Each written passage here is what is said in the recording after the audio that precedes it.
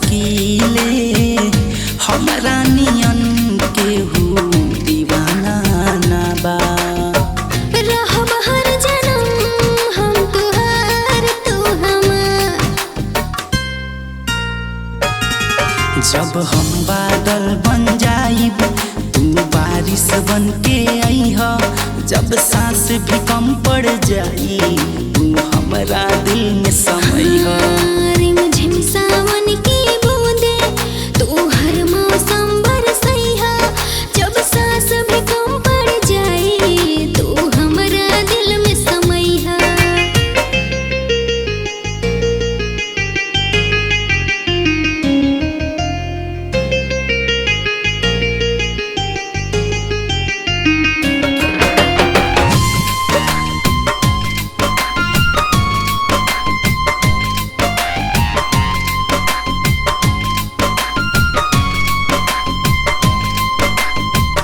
बगिया में हमरा तू फूल बन के आइला।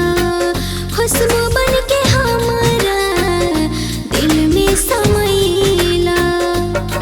दिल पूरा सपना अधूरा बाबे नायब कौनो खुशी अधूरा।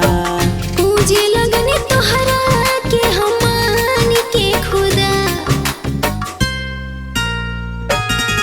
जब हम बादल बन जाइब तुम बारिश बन के अइह। जब सांस भी कम पड़ जाई तू हमरा दिल में समइह। रिमझिम सावन की बूंदे तू हर मौसम बरसइहा।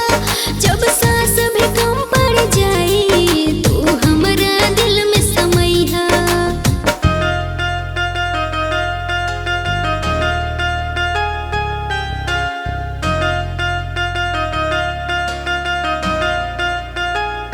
कह के बारिश बड़ा याद करेला।